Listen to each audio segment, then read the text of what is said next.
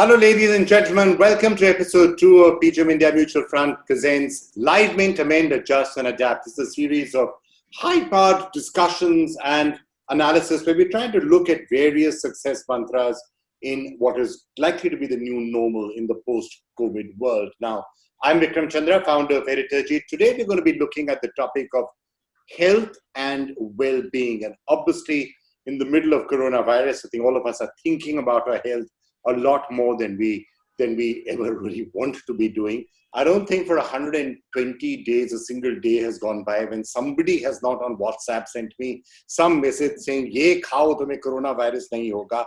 And I don't know why, maybe I'm just skeptical by nature.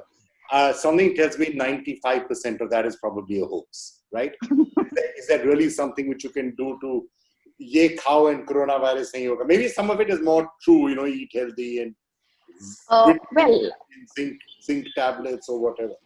I just think it's like saying कि शादी कर लो तो प्यार हो जाएगा. It's one of those kind of things. You need to look at immunity as something that you do on a daily basis, and you are committed to leading a healthy lifestyle forever. That's how immunity or health or good shape, fitness, glowing skin, or whatever else that one is looking for is built. It doesn't come out of a bottle. It's not something that, now that it's the big hashtag topic of like immunity or immunity booster or whatever, that I'm going to open a zinc tablet, a calcium tablet, an omega-3 tablet, a vitamin C, and everything's going to get all right with me. I do know that chemists have run out of vitamin C stores, so vitamin C tablets. That's the kind of mad rush that we are having for just popping pills. But immunity is not something which comes out of a pill or a potion or an app or a product. It has to be something which is more commonsensical. Wake up on time, sleep on time, have a routine, even if you're not going to office. Eat at home and work out at least for 20-30 minutes every single day, even if it's just a couple of Surya Namaskars that you're doing daily. So, but common sense will not make it to a WhatsApp forward. It's poor for business. It's not something that one can sensationalize or talk about. So you're absolutely right in being a skeptic with all those WhatsApp forwards. You've got to go with your gut and common sense at all points of time. Stick to the common sense and stick to all the good old things that people have been telling you all this time. Yeah. Guys, eat healthy. That's really interesting because when we think about the dark side of the pandemic, and obviously there's been a dark side, but there are also other aspects of it. For starters, the air, right? The air that we have breathed for a long period of time has probably been much better and much cleaner, and the rest of it. Which is that if you had to give 3 or 4 items of advice to people for physical well-being, takeaways from this, somebody who's watching this, what should they do for however much longer this continues? Well, I really think that, during this lockdown, we focused a lot on what we can do as people to stay healthy, whether it is eating right or sleeping on time or regulating how much time we spend watching TV and stuff like that. But I think now we also need to get much more sensitive to the whole spectrum of health, even as a public or, as a republic.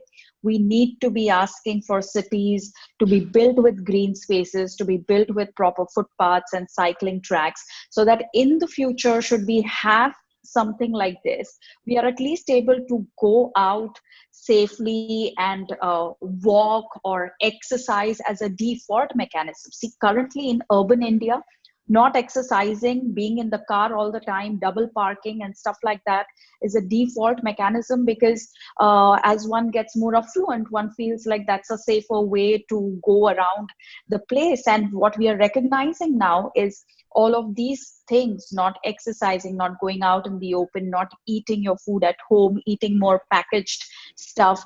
This is exactly the stuff that makes us obese.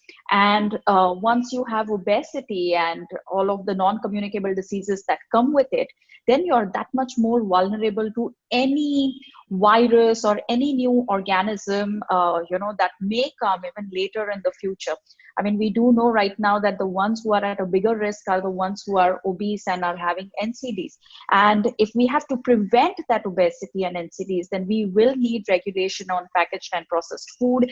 We will need footpaths and open spaces. We will need high rises to be built with bigger parks and lesser car parks. I think we need to now demand for those things much more actively. It needs to become more mainstream and not really be thinking about health just as an individual responsibility. Even our healthcare systems, like Dr. Parekh was saying earlier, that we are overwhelming the doctors because actually we were never prepared for this. And it's not that, we didn't have the time to build this. So now that we have been forced to face our shortcomings, I think we just need to have a focused approach and build everything that's needed to stay healthy.